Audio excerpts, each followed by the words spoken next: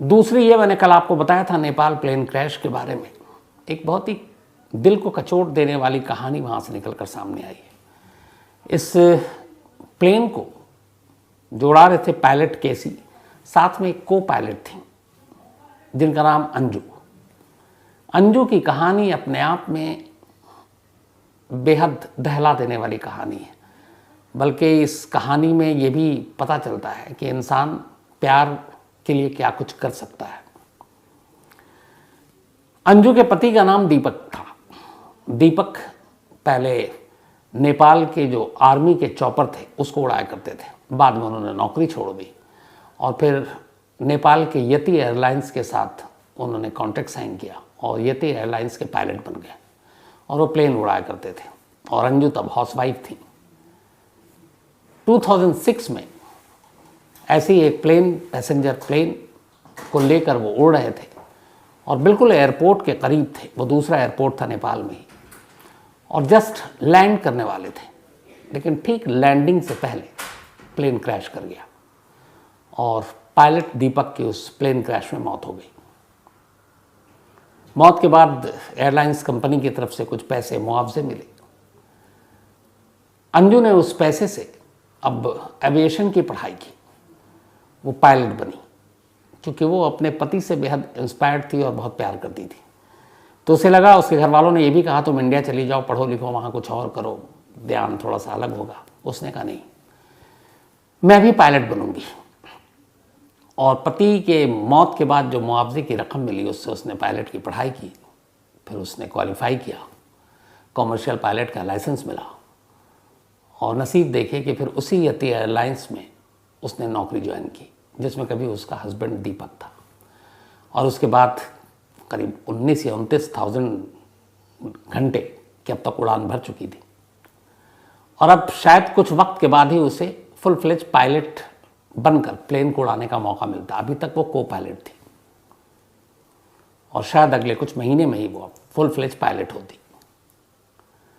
लेकिन किस्मत का खेल देखिए कि 2006 में, यानी कि करीब अब से 19 साल पहले, ठीक लैंडिंग से कुछ देर पहले प्लेन क्रैश में पति की मौत हुई। और अब जब वो पति की याद में, पति की मोहब्बत में वो पायलट बनी और फुल फ्लेज पायलट बनने वाली थी को पायलट से, ठीक लैंडिंग से पहले एयरपोर्ट के करीब रनवे से 24 किलोमीटर दूर वही यति एयरलाइंस, जिस यति एयरलाइंस में पति की दुर्घटना में मौत हुई थी, को पायलट अंजू की भी मौत हो गई। तो कहानी कहाँ से कहाँ पहुँच जाती है। जिस पति की मोहब्बत में उसने खुद को कहा कि नहीं मैं भी पायलट बनूंगी ताकि उसकी यादों को समेट कर रख सकूं, और 19 साल बाद पति की मौत के पत्नी की मौत भी वैसी ही होती है। कई बार ऐसी कहानियां दिल को झकझोर देती हैं। अब आते हैं आज की कहानी के ऊपर। बहुत सारे लोग अक्सर ये सवाल पूछते हैं कि इस दुनिया में perfect crime, perfect murder, perfect चोरी, परफेक्ट रॉबरी हुई है क्या? बहुत सारी हुई है, क्योंकि जो जब तक सुलझ न जाए समझ लीजिए वो परफेक्ट क्राइम है। आज ऐसी एक परफेक्ट बैंक रॉबरी की कहानी है। एक ऐसी बैंक रॉबरी जो उस जमाने में, उस वक्त अमेरिका में उससे बड़ी बैंक रॉबरी नहीं हुई थी। एक ऐसी बैंक रॉबरी जिसको ढूंढने के लिए लुटेरों की तलाश में एक पुलिस अफसर बरसों केस पे लगा रहा, आखिर तक कामयाब नहीं हुआ, फिर उसकी मौत हो गई। एक ऐसी परफेक्ट बैंक रॉबरी जिसमें नाम चेहरा सब पता था लेकिन वो कहीं मिला नहीं। एक ऐसी परफेक्ट बैंक रॉबरी जिसको जिसने अंजाम दिया वो उसूल का इतना पक्का था, उसे मालूम था कि मैं गिरफ्तार हो सकता हूँ, बट उसने पूरी स्टडी की थी कि मैं गिरफ्तार कैसे नहीं हो सकता हूँ, और उसने उस पर पूरी ईमानदारी से पालन किया। बैंक रॉबरी के बाद अगले 52 सालों तक अपने भाई, अपनी बहन, अपनी माँ, अपने बाप, अपने रिश्तेदार, अपने दोस्त, उसने हर एक से दूरी बनाकर रखी। वो किसी से नहीं मिला क्योंकि उनके ज़रिए पुलिस उस तक पहुँचती, और आखिर तक पुलिस इस बैंक रॉबरी के केस को सुलझाने की कोशिश करती रही।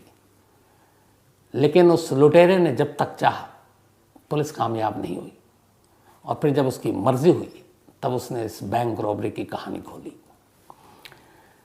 कहानी अमेरिका की है और ये कहानी उस वक्त की है 1969, जुलाई का महीना था और अमेरिका के एक शहर क्लीवलैंड, यहाँ पे ये कहानी जन्म लेती है। इत्तेफाक से 1969 जुलाई का महीना वो महीना था जिसने इस दुनिया में एक क्रांति ला दी थी। वो क्रांति इस तरह से आई थी कि 20 जुलाई 1969 को अपोलो 11 के जरिए पहली बार अंतरिक्ष में इंसान ने चांद पर कदम रखा था। नील आर्मस्ट्रॉन्ग, हम सब जानते हैं, चांद पे कदम रखने वाला पहला शख्स, और उनके जो साथ थे एडविन बज़ एल्ड्रिन जूनियर। 20 जुलाई 1969, 20 जुलाई 1969 को अपोलो 11 और चांद पर इंसान का कदम रखना, ये पूरी दुनिया में सबसे बड़ी खबर थी और पूरी दुनिया में इसी के चर्चे हो रहे थे। रूस पीछे रह गया था क्योंकि रूस पहले चाहता था चांद पर इंसान को भेजें।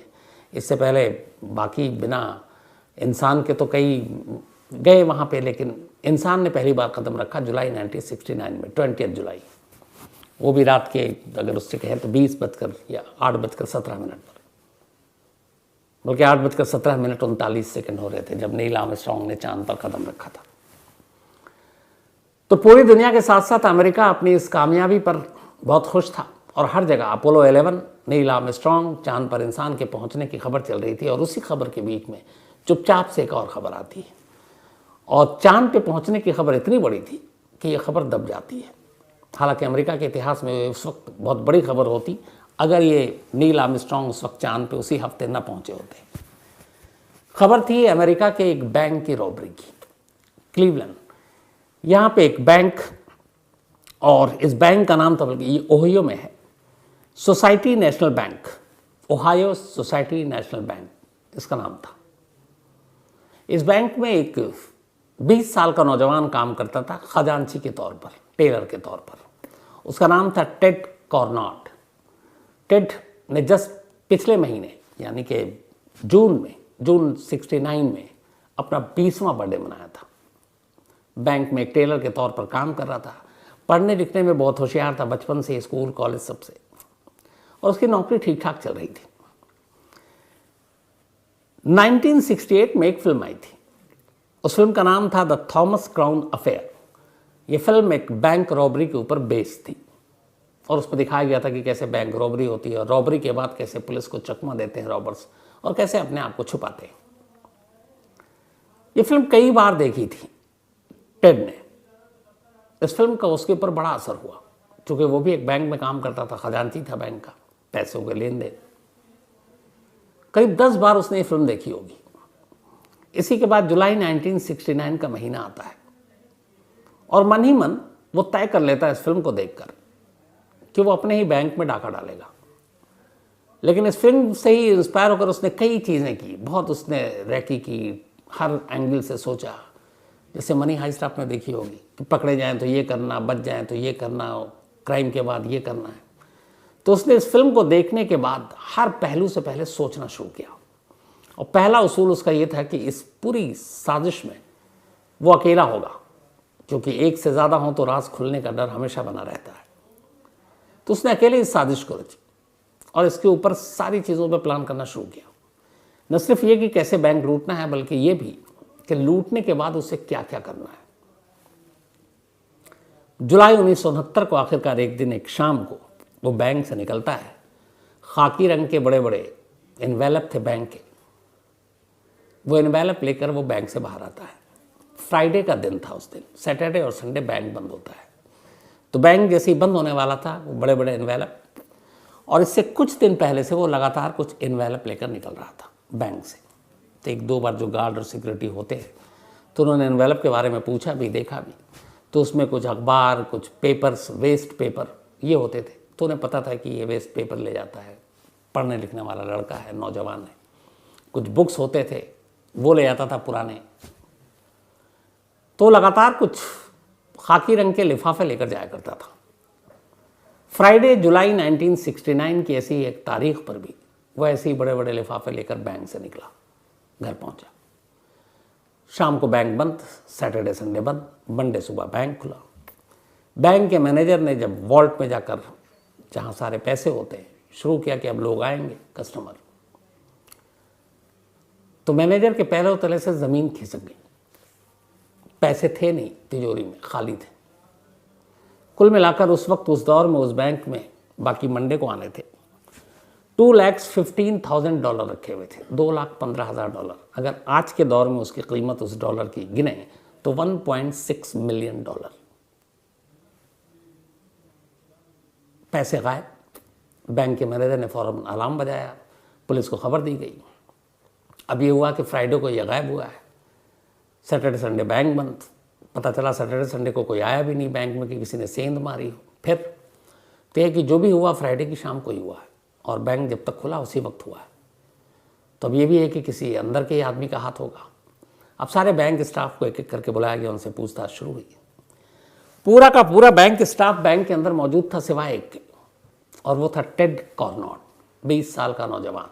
वो गायब और बिना बताए हुए, और वो इससे पहले कभी ड्यूटी से गैर हाजिर नहीं होता था। बैंक मैनेजर बाकी लोग उसके घर पहुंचे, वहीं जहाँ पे उसने किराए पर ले रखा था, वहाँ ताला लगा हुआ था। अब वो अगले दिन भी नहीं आया। 2-3 दिन जब बीत गए तो फिर पुलिस को भी पूरा शक जो है यकीन में बदल गया कि इस बैंक रॉबरी के पीछे टेड कॉर्नॉट का हाथ है, क्योंकि वो खजांची था, उसकी पहुंच वहाँ तक थी, और बिना खून खराबे के करीब $2,15,000 लूट लिए गए थे। और फिर कड़ियाँ जोड़ी गई तो पता चला कि हाँ, जो विटनेस गार्ड ने बताया कि वो बड़े बड़े लिफाफे थे खाकी रंग के, बैंक के ही, और वो कुछ दिनों पहले से इस तरह के लिफाफे लेकर जाता था। तो जुड़ गया कि वो एक प्लान बना रहा था। अब खैर इसके ऊपर एक टीम लगाई गई। अब टीम इधर ढूंढ रही है टेड गायब। एक ख़ास अफसर जिनका नाम एलियट था, उनको ये काम दिया गया। वो मार्शल थे कि तुम इस केस को सॉल्व करो। अब हर जगह उसके फैमिली वाले, उसके दोस्त, उसके स्कूल कॉलेज के दोस्त, हर एक तक पुलिस की पहुंच बनी, लेकिन पता चला कि टेड ने किसी से कांटेक्ट ही नहीं किया। इधर टेड इस बैंक चोरी के बाद वहाँ से निकलता है, और निकलने के बाद इस शहर को छोड़ देता है। इस शहर को छोड़ने के बाद वो सबसे पहले पहुँचता है वहाँ से वाशिंगटन डीसी। वाशिंगटन डीसी जाने के बाद फिर वहाँ से जाता है लॉस एंजलिस। फिर वो अपनी एक गर्लफ्रेंड को लेटर लिखता है अलग अलग शहरों से। लेटर लिखा तो फिर वो शहर छोड़ देता, फिर दूसरे शहर छोड़ देता है। इसके बाद एक लेटर जो है वो ये लिखता है, और उसमें इस तरीके से था, उसने कुछ जानकारी मांगी कि शायद उसे गलत जानकारी थी कि स्टैचू ऑफ जो लिमिटेशन एक्सपायर्ड होता है, मतलब किसी एक गुनाह के लिए, जैसे कई जगह पे 20 साल तक अगर मुजरिम नहीं पकड़ा है तो फिर उसकी गुनाह को माफ़ी मिल जाती है। तो उसे ये था कि अमेरिका में 7 साल ही है, 7 साल के बाद अगर पुलिस पकड़ती है तो फिर उस पर वो जुर्म नहीं चलेगा, मुकदमा नहीं चलेगा। लेकिन फिर उसे अचानक एहसास हुआ कि नहीं, ये वो 7 साल वाला चीज़ बदल गई यहाँ पे, वरना वो सोच रहा था कि सामने आ जाए। जैसे ही पता चला फिर वो गायब। अब वो गायब, इधर पुलिस ढूंढ रही है। धीरे धीरे वक्त बीतता जा रहा है, दिन महीने में बदले, महीने साल में। 1969 को ये हादसा हुआ था, ये डकैती हुई थी। उसके बाद 70, 71, 72, 75 कोई सुराग नहीं मिल रहा। करते करते लगभग 40-50 साल बीत गए, लेकिन न ये केस सुलझा, न टेड कॉर्नॉट जो है वो पुलिस के हाथ लगा। एलियट इस दौरान में उसके पीछे पड़े रहे। उन्होंने मिशन बना लिया, जो मार्शल थे इस केस के आईओ, कि उसे ढूंढ कर रहेंगे। उन्होंने लगभग पूरा अमेरिका छान मारा, हर स्टेट तक घुमाए। कई जगह से खबर मिलती, उसके जैसा एक चेहरा दिखाया, पर फ़ायदा नहीं होता। और आखिरकार 2020 में उनकी डेथ हो गई। बस एक सपना, एक ख्वाहिश उनकी अधूरी रह गई कि वो इस केस को सुलझा सके और उसको पकड़ सकते। मार्च 2020 में डेथ हो गई थी उनकी। इधर ये सारी चीज़ें होती रही, उधर अब टेड कहाँ गया? उसने शुरुआत में कुछ गर्लफ्रेंड को लेटर लिखा, फिर उसके बाद उसे लगा कि 7 साल तो माफ़ी मिलेगी नहीं। अब उसने गर्लफ्रेंड को भी लेटर लिखना बंद कर दिया, अलग अलग शहरों से भी, क्योंकि उसे मालूम था कि एक उसकी गलती उसे सलाखों के पीछे पहुंचा देगी। अब इस दौरान में उसने 1970 में, जनवरी का महीना था, वो एक शहर में पहुंचता है, और वहाँ जाने के बाद वो वहाँ की जो अमेरिका की सोशल सिक्योरिटी एक नंबर होता है, तो उसके एडमिनिस्ट्रेशन के दफ्तर पहुँचता है, और वहाँ जाकर एक नए नाम से सोशल सिक्योरिटी नंबर हासिल कर लेता है। उम्र अपनी 2 साल बड़ा लिखा था जो उसका ओरिजिनल था। इस बैंक रॉबरी के ठीक 1 साल के बाद थोड़ा सा उसने अपना हुलिया बदल रखा था और नए नाम से जो वो नंबर लेता और उसने अपनी नई पहचान बना ली थी। अब वो टेड कॉर्नॉड नहीं था, बल्कि उसने अपना नाम रखा था थॉमस रैंडल। थॉमस रैंडल के नाम पर उसकी नई सोशल सिक्योरिटी नंबर मिल गई, जिसके ज़रिए वो लोन ले सकता था, बैंक में खाता खोल सकता था, मतलब अब वो सब कुछ कर सकता था। ये हो गया उसका। धीरे धीरे वक्त बीता। फिर 1980 में 69 में ये सब कुछ हुआ था। करीब 11 साल बाद इसने शादी की एक लेडी से जिसको ये पहले नहीं जानता था। हुआ ये कि जाने के बाद अब इसने एक गोल्फ के ग्राउंड पे एक नौकरी करनी शुरू कर दी। तो वहाँ असिस्टेंट गोल्फर के तौर पर ये काम करता था। फिर धीरे धीरे इसने जब नौकरी की तो गोल्फ का शौक था, गोल्फ भी खेलने लगा और अच्छा खासा गोल्फ खेलता था। कई छोटे मोटे टूर्नामेंट भी जीत लिए इसने। फिर गोल्फ के साथ साथ इसने जो कारों का कारोबार होता है, कार के डीलर के तौर पर, उसने वो भी नौकरी कर ली और इसकी ज़िंदगी एकदम ठीक ठाक चल रही है। थोड़ा सा हुलिया बदला है और नाम पूरा बदल चुका है, लेकिन एकदम मामूली और साधारण ज़िंदगी गुजार रहा है। पैसे करोड़ों रुपए हैं इसके पास, लेकिन इसने कभी ये जाहिर ही नहीं किया कि उसके पास इतने पैसे हैं। एक आम इलाके में एक आम सा घर लेकर अपनी बीवी के साथ रहता और ये इस तरह से नौकरी करता। जो इसने उस फिल्म के ज़रिए सीखा था वो यही था कि डकैती या बैंक लूटना उतना मुश्किल काम नहीं है, बल्कि लूटने के बाद उस चीज़ को पचाना और ख़ुद को बचाना वो ज़्यादा चैलेंजिंग है। और एक गलती से वो सारा भेद खुल सकता है। उसने उन सारे पैसों के रहने के बावजूद आलीशान ज़िंदगी नहीं जी। हाँ, ज़रूरत के हिसाब से खर्च करता रहा, लेकिन एक आम आदमी बनकर रहा, एक आम हस्बैंड बनकर रहा। फिर उसकी 2 बेटियां हुई और ये सब कुछ ज़िंदगी में चलता रहा। और उसकी बीवी को, उसकी बेटियों को उसके बारे में कुछ पता नहीं। ये तक पता नहीं कि इसका असली नाम टेड कॉर्नॉड है। वो उसे थॉमस रैंडल के नाम से ही जानते थे। ये सारी चीज़ें चलती रही। करीब 52 साल गुजर गए। 2021 नवंबर आ गया। 2021 नवंबर में जब इसकी उम्र करीब 72 साल थी टेड की, तो इसे लंग कैंसर हो गया। और अभी इसको लोग, तमाम लोग हमेशा एक नहायत शरीफ इंसान मानते थे। बल्कि जिस गोल्फ कोर्स में ये काम करता था, वहाँ पे असिस्टेंट उसके खेलता था, वहाँ एक FBI के एजेंट आते थे और उनके साथ इनकी बड़ी गहरी दोस्ती हो गई थी और वो भी इसे जानते थे। लेकिन उन्हें मालूम नहीं था कि ये एक अमेरिका के इतिहास की एक बड़ी बैंक रॉबरी का यही एकलौता गुनहगार है। तो ये सब कुछ चलता रहा। 52 साल बीत गए। इन 52 सालों में उस केस को सुलझा नहीं पाया कोई। अब 72 साल की उम्र हो गई टेड की। डेथ बेड पर पड़ा हुआ है। बीवी और बेटी पास में है। डॉक्टरों ने एक समय दे दिया है कि बस इतने दिन है। वो समय करीब आता है और अब ये है कि उसकी मौत कभी भी हो सकती है। लेकिन वो इंतज़ार कर रहा था कि जब बिल्कुल मौत के दहाने पर पहुंचेगा तब वो कुछ बोलेगा। और आखिरकार वो घड़ी आ गई। नवंबर 2021 में वो अपनी बीवी को अपने पास बुलाता है और कहता है कि मेरा नाम थॉमस रैंडल नहीं है, मेरा नाम टेड कॉर्नॉड है और मैं पहले एक बैंक में काम करता था और फिर उसी बैंक से मैंने अराउंड $2,15,000 लूटा था। और उसके बाद फिर मैं इधर उधर शहर शहर भटकता रहा और अब मैं यहाँ हूँ। तुमसे शादी की, तुम्हें भी अपना सच नहीं बताया, अपनी बेटियों को भी नहीं बताया, यहाँ तक कि अपने माँ बाप को नहीं बताया, मेरे 3 भाई हैं उनको नहीं बताया। तो किसी को मेरा सच नहीं मालूम। और इस वजह से कि अगर मेरा सच आम हो जाता तो फिर पुलिस मुझे पकड़ लेती। ये कहने के बाद टेड की मौत हो गई। मौत होने के बाद बीवी खामोश थी अब कि क्या बताए, किसको बताए। ज़माने को भी अभी तक कुछ खबर नहीं है। लेकिन हुआ क्या कि चूँकि ये गोल्फ खेलता था और गोल्फ कोर्स में काम किया, नेचर का बहुत अच्छा, हर इंसान मानते थे थॉमस रैंडल को एक बेहतरीन इंसान। तो जब थॉमस की मौत की खबर आई तो उसकी याद में एक श्रद्धांजलि सभा रखी गई और उस श्रद्धांजलि सभा को रखने के लिए अखबार में, जैसे होता है ना उठावला और ये सारी चीज़ें, ठीक, ऐड छपा।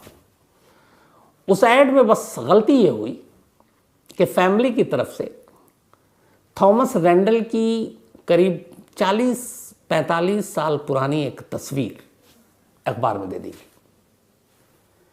अब वो एक श्रद्धांजलि सभा की तस्वीर है, नाम है थॉमस रैंडल, अखबार में छप गया।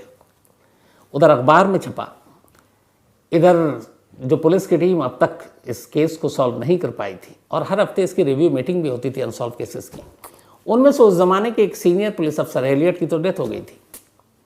उनकी नज़र इस ऐड पर पड़ी और उन्हें लगा कि ये तस्वीर कहीं देखी है, तो अपने रिकॉर्ड से डेटा से निकाला कि ये तस्वीर कहाँ देखी है, और जब निकाला तो ये मैच कर गया टेड कॉर्नॉट से कि वो शख्स है जिसने 1969 जुलाई में एक बैंक लूटा था। इसके बाद पुलिस की टीम पहुंचती है घर पर। वहां जाने के बाद फिर उसके सारे रिकॉर्ड्स खंगाले जाते हैं, वो सारी चीज़ें मैच करती हैं, फिर उसके फैमिली को खबर की जाती है। माँ जो है वो ज़िंदा नहीं थी, लेकिन भाई लोग बड़े खुश होते हैं क्योंकि उन सब ने मान लिया था कि टेड की मौत हो गई और इसीलिए वो अपने परिवार से दूर है। 52 साल हो गए, कोई रिश्ता नहीं रखा उसने, लेकिन ऐसा होता नहीं है। जब बाद में उन्हें पता चला कि नहीं, उसने 52 साल वो ज़िंदा रहा और बड़ी अच्छी ज़िंदगी जी, तो वो खुश होते हैं। तो खैर, इस तरीके से एक श्रद्धांजलि सभा की तस्वीर के ज़रिए फिर पुलिस वहाँ तक पहुँचती है। जब पुलिस पहुँचती है, थॉमस रैंडल की वाइफ बताती है कि मरने से पहले उसने अपना जुर्म कबूल किया और उसने बताया था। लेकिन वो पैसे कहाँ गए ये किसी को नहीं मालूम, न मिला। फिर अमेरिकी पुलिस की तरफ से एक बयान जारी किया गया कि 1969 के उस बैंक रॉबरी के केस को हमने सुलझा लिया।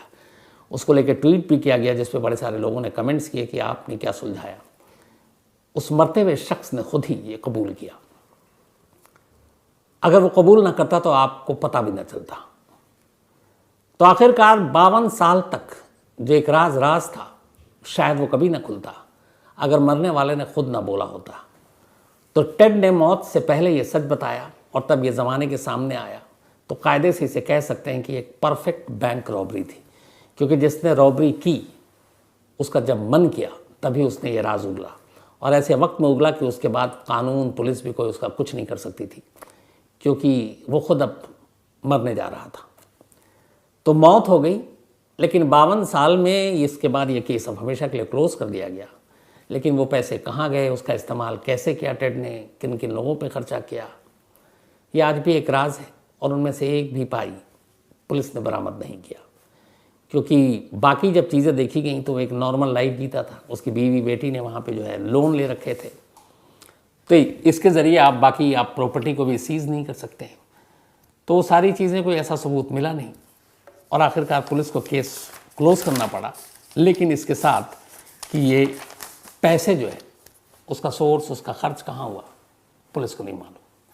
तो ये थी एक परफेक्ट बैंक रॉबरी की कहानी। अब कहानी ख़त्म करूँ उससे पहले वही अपना सिलसिला। तो आज अनिका का जन्मदिन है, हैप्पी बर्थडे अनिका। और ये आशुतोष और प्रियंका जी की बेटियां हैं, and thank you so much आपके प्यार के लिए आशुतोष भाई। साथ ही अनन्या, इनका भी आज जन्मदिन है, तो हैप्पी बर्थडे अनन्या।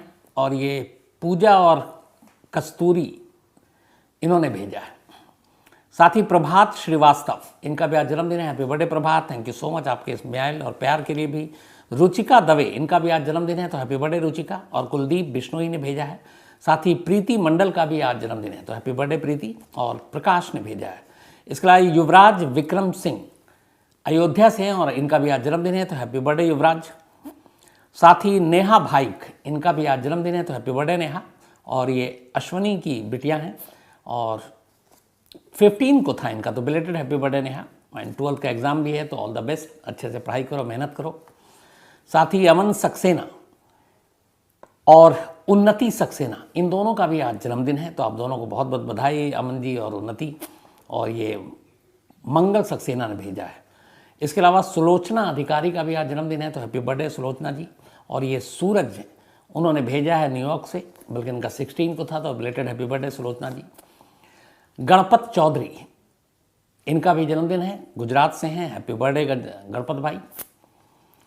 साथ ही सनम श्रवण, सुशांत सिंह राजपूत केस में अपडेट किया, अभी तक कोई अपडेट नहीं है। सीबीआई के पास वही फाइल पड़ी हुई है, धूल छाट रही है, धूल मतलब फांक रही है।